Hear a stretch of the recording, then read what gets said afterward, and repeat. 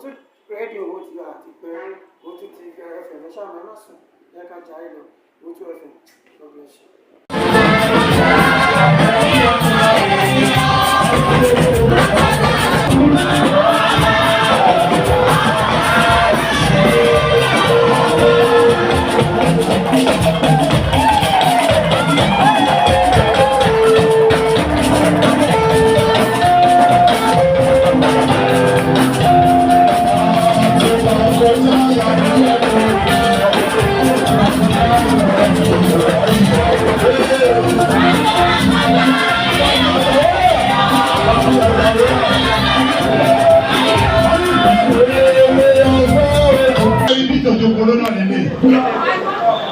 Abi Coca-Cola teacher man say be to gbogbo e ma tún pe yin se ẹ̀yin náà wò ẹ̀yin te to yi àwọn lóye yóò tó wọ́n ẹ wò music akọrin àwọn wọn tó gbogbo last week ẹ̀yin ò wá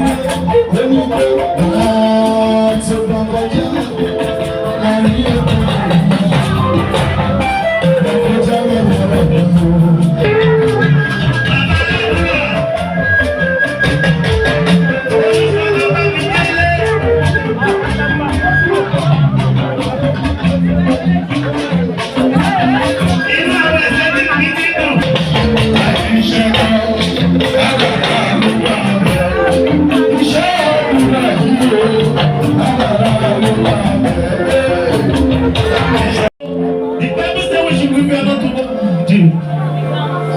So that our cabinet now, ọbẹ̀ mú ọpẹ́ wọn, gbogbo èèyàn, ẹjọ́ ẹ bá bàbá wa ṣọpẹ́. Lẹ́yìn náà, kí gbogbo àwọn àgbàgbà bá wà pẹ̀lú ọ̀sùn kábíyèsí. Abọ́dà please, abọ́dà fi gbowó ìdá. Ẹjọ́ bá ọ̀dọ́ lọ́wọ́ Lagos State. Nítorí kábíyèsí jẹ́. Ọ́físà. Kábíyèsí onímọ̀lẹ́nu.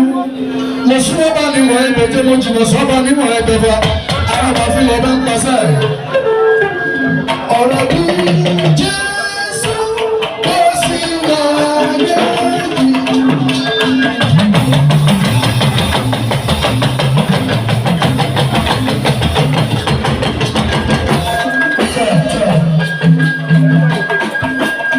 Ẹ̀rọ ìtọ́jú rẹ̀. Kábíyèsí. Àbísàmí Rev.Mother KEHINDE. Wọ́n bá bínú pé mo bá ọ̀lẹ́ yẹn lọ́pọ̀ ọlọ́rùkọ orúkọ làbí ọba lálẹ́. Kábíyèsí.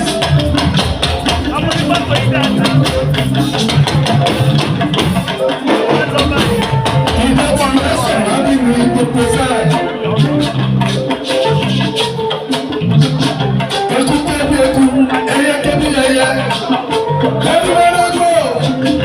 Ìgbà tí ẹ sọ̀rọ̀ níbi ìgbọ́gbọ́ ìgbọ́gbọ́ ẹyọ. Bàbá mi ní ènìyàn ní wọ́n sọ̀rọ̀ kábíyèsí.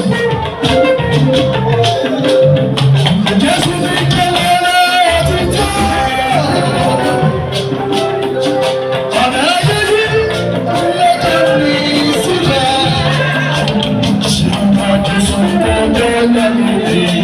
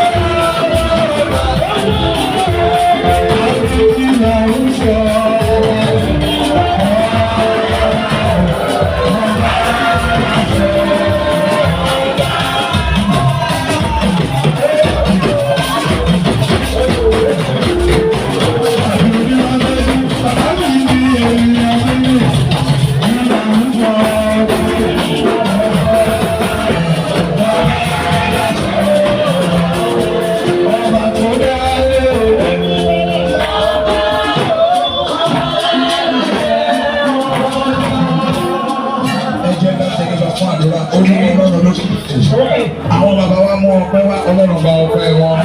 Ìwọ tó gba ọpẹ́ náà lẹ́yìn ikún mi, Ọlọ́run ẹgbà yìí wọn. Ìwọ tó gba ẹbọ ẹdẹ́nì, ọpẹ́ wọn kó ṣe ìtẹ́wọ́gbà. A rí wọn lọ́dún yìí, ọdún tó bọ̀ má jà ṣe lẹ́yìn wọn. Orí ọ̀fẹ́ tí wọ́n fi tukọ̀ ìlú yìí tí ó lọ ní ìrọ̀wọ́ ìrọ̀sẹ̀ Ọlọ́run ẹ̀ fi fún wọn. Àti àwọn gbogbo àwọn tí wọ́n bá wọn gbégbá ọpẹ́ ẹni kíkọ́ ẹni gbé sí májò wà àárín wọn. Ní ìkẹyìn tí òkùnkùn jẹ́ ti yí, kí ìbùkún kó jẹ́ tiwa, orúkọ Jésù Kristi Olúwa wa.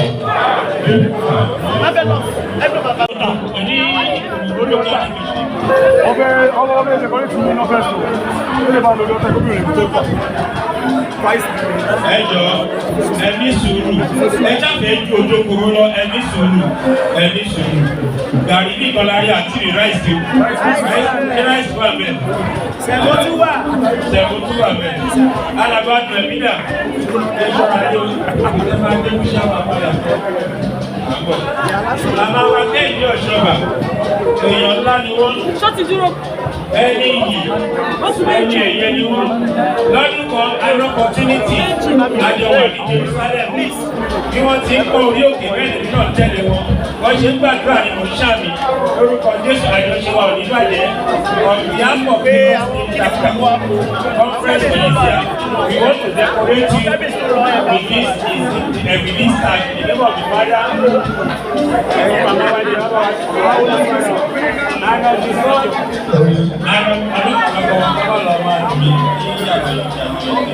Ó yẹ sọ̀rọ̀ fún wa, ẹ wo iye tẹ́ ẹ wo àwa tún Ìkòròdú lọ, ẹ yẹ wo iye tẹ́ fún Ìkòròdú lórí ìlú fún Lagos State. Àwa sáré Ìkòròdú ó yá wá.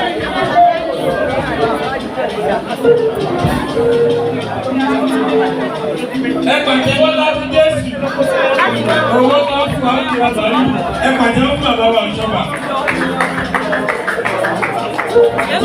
Nígbà yìí, a ó pe màmá wa ẹ má dùn pé Táyọ̀ ọdún kì í presentation of certificate. Màmá wa ẹni o, màmá wa oyè mẹ́jọ. Yèyé mẹ́jọ wọ́n ti ní kí mọ̀ wọ́n ti pẹ́. Inú mi nù ìgbé wọ̀ mọ́ wọlé àwọn dà. Special guest of màmá wa oyè yèyé mẹ́sàn-án àwọn dà.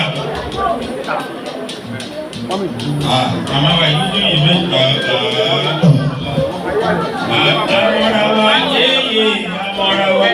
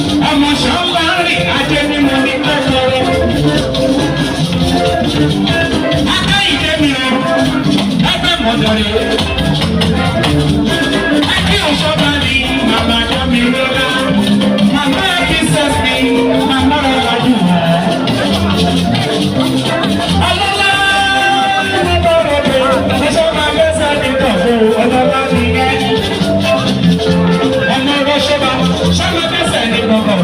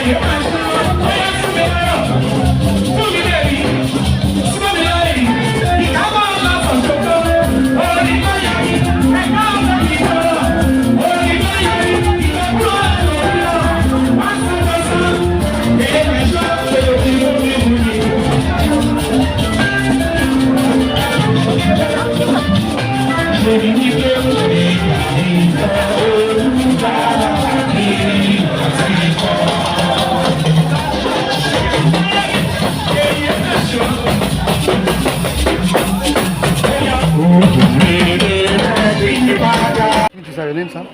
Okay, my name is Pastor Dr. Yemi Odusha. This new call, Team Mama Share me, kini advice you for? Màá kọ́ gba àwọn níyànjú pé iṣẹ́ Ọlọ́run tí wọ́n ṣe wọ́n tẹra mọ́.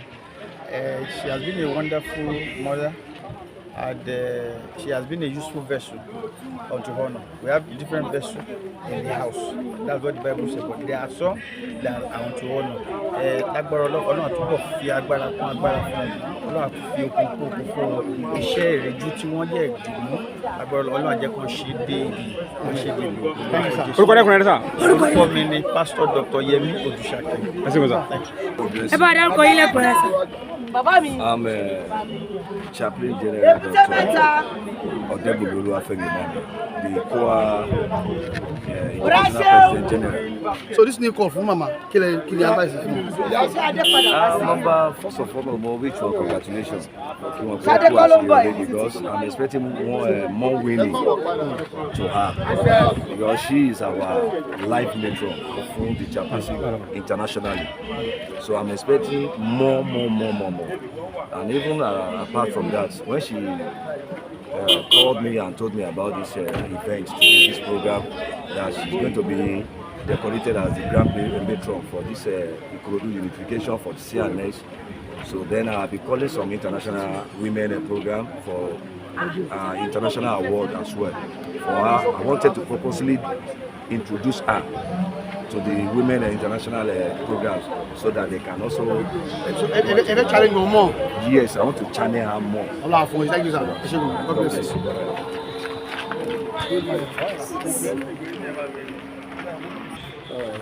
Special Apostle Prophet Justin. Sir, this new call, see Mama Eritosin share that name. Kí ni mo rí fún ọ, sir? Fún mo mọ rírì ìtakùtakùṣe wọn nínú Hello. So àgbẹ̀yìn ń bá wọn sọ fún Ọlọ́run láti fún Ọlọ́run gidi aládùúgbò tẹ̀síwájú nínú ojúṣe tó ń ṣe wọn jẹ bẹ́ẹ̀. Thank you, sir. Èní ni wọ́n tún fi jẹ matron nínú unification ìjọ unification ní ti Ìkòròdú báyìí ní ìṣèlú tó lè nà. Inú mi dùn gan-an, inú mi dùn lọ́pọ̀lọpọ̀ torí pé wọ́n fi mí jẹ metro inú mi dùn. Mo dẹ̀ kí gbogbo àwọn tó fi mí jẹ ní pé wọ́n ń ṣe o iṣẹ́ Ọlọ́run náà ó máa tẹ̀síwájú ọjọ́ sí unification náà kò ní bàjẹ́. Nǹkan tó jẹ́ lẹ́nu kí ni ìlapa rẹ̀ nínú ìgbésí ayé yín? Náà ni mo sọ ṣáájú yẹn pé inú mi dùn torí ó máa nípa rere ìgbésí ayé mi bẹ́ẹ̀ ni. Ṣáájú àsìkò yìí kí làwọn ìgbésẹ̀ tẹ́ ti gbé pàápàá sínú ìjọ ìkóso fún fi jẹ matron. Èmi mo jẹ́ àwọn tí mo máa ń ran iṣẹ́ Ọlọ́run lọ́wọ́ ó lè jẹ́ nǹkan tí wọ́n rí wọ́n fi fún mi ní matron yẹn tó ni mo máa ń ṣe ìlú tí mo ti jẹ́ oyè ìyé mẹ́sọ̀ ìpàkòdó náà mo máa ń ran ìlú yẹn náà lọ́wọ́ káàkiri bẹ́ẹ̀ ó lè jẹ́ nǹkan tí wọ́n rí nìyẹn tó fi mí jẹ matron. Kí lọ̀rọ̀ tẹ wá ní láti sọ fáwọn tó gbéṣẹ́ Olúwa dání? Ọ̀rọ̀ tí mo ní láti sọ fáwọn tó gbéṣẹ́ Olúwa dání pé kí wọ́n gbé kí wọ́n ṣe ní òtítọ́ àti ìyè torí iṣẹ́ Ọlọ́run náà àwọn míì wọ́n wà jẹ́ pé tó bá gbéṣẹ́ Olúwa fún wọn máa fi òròjú ṣiṣẹ́ Olúwa iṣẹ́ Olúwa ò gba ìròjú owó dẹ̀ ní kẹ̀kẹ́ yìn rere kọ́lọ̀ kó pèsè fún wa láti mú iṣẹ́ Olúwa tẹ̀síwájú. Orúkọ yín nìkan sí ma. Olúwafúnláyọ̀ Adébísí. Yèyé. Gbogbo èèyàn mọ̀ sí Yèyé mẹ́ṣọ̀ Ìpàkòdó. Dára ó sọ sínú fọ́nrán yìí pé ìkan tó òun ti bẹ̀rẹ̀ ìgbésẹ̀ báyìí pé àwọn international award ló fẹ́ bẹ̀rẹ̀ sí ní pẹ̀lú ẹ̀ fún yín pèsè ẹ̀ fún yín pète ẹ̀ fún yín ǹjẹ́ ti ẹ̀ rẹ́dì fáwọn eléyìí náà. Ọlọ́run náà la gbọ́kànlé ó ṣàtìmú wa rẹ́dì náà nítorí òun ló lè ṣe because èmi the more tọ́lọ́run bá ti máa fi hàn sí position yẹn ohun tí èèyàn máa ṣe Ọlọ́run máa fi dáhùn lọ́la torí mi ò rò pé mo sin Ọlọ́run tó kì í deserve torí mi ò mọ Ọlọ́run sìn Ọlọ́run ló ń sìn mí mo yìí ń gbìyànjú àti máa sin Ọlọ́run ni so I am happy mo dúpẹ́ kọ́lọ̀ ṣàjẹ́ kí n rẹ́ mi lò kí n má wọ̀kú kí n má ṣànkú kí mọ̀tá dẹ̀ má ṣe lórí mi káwọn ọmọ mi má kú lójú ẹ̀mí mi gbogbo olólùfẹ́ mi náà kí n má sì kú ọ̀fọ̀. So Christendom kí ni mẹ́sẹ̀gì yìí fún wọn bí Nàìjíríà ṣe rí lé ní. Nàìjíríà. Kí ni mẹ́sẹ̀gì fáwọn Christendom alákàkiri àgbáyé. Kí ló ṣe Nàìjíríà? Gbogbo ẹni lọ ní ìkòsówó kò sí à ń jẹ àmú à ń náà ń lò à ń lépo. alájẹsẹ́ ní lórílẹ̀‐èdè yìí kò sígbà tí president yín darí kò sígbà tí gómìnà yín darí wọ́n gbé ìwà ẹni hun wọ́n gbé ìwà ẹni hàn sọ ẹ fi gbogbo lọ́lọ́run lọ́wọ́ ńgbà tí ayé Yar'Adua ẹni ò dá Jonathan ẹni ò dá Buhari ẹni ò dá Bọ́lá Tinubu ẹtún ní ò dá àti ìmọ̀ ètò máa gbé fún ẹ̀ nítẹ̀lọ́rùn ẹ máa manage gbogbo ẹ̀ máa dá. epo làwọn èèyàn sọ wọ́n lè kun yẹn ti le ju 1-2. This is not the first time tépo máa lé ó ti lé bẹ́ẹ̀ náà tó dẹ̀ wá sílẹ̀ ẹ jẹ́ ká manage ara wa. kí la fẹ́ sọ president gangan fún rẹ̀. ẹ bá ní Tinubu lónìí kí lẹ sọ fún. Ọlọ́run kó bá wa lọ rẹ̀ ẹ̀mí ẹ̀ gangan ló ṣe lóko ẹ̀mí yẹn Ọlọ́run kó lọ ló jẹ́ yín lógún. torí kẹ́mi yẹn máa fì ẹ̀mí bàbá gangan ló jẹ wá lógún tí Ọlọ́run bá bá wa lọ́rọ̀ ẹ̀mí bàbá Ọlọ́run yóò fún bàbá strategist tí wọ́n fi to gbogbo lẹ̀ tí n kò dẹ̀ ṣe kinní. eléyìí tẹ́ ń sọ yìí inú ẹ̀mí ni àbí inú ara. kò tiẹ̀ sẹ́yìn tó kàn yín bẹ́ẹ̀ gbogbo ohun tá a bá ń gbẹnu sọ inú ẹ̀mí náà ni torí gbogbo ohun tí Olúwa bá ṣe dáradára ni àní sì sọ ohun tá à ń sọ yìí náà ti wà náà kọ́lẹ̀ nípa àmà sọ lẹ́nu. bẹ́ẹ̀ ni bẹ́ẹ̀ ni dàmí lónìí náà inú àkọọ́lẹ̀ náà ló wà. bẹ́ẹ̀ ni ọkọ mi inú àkọọ́lẹ̀.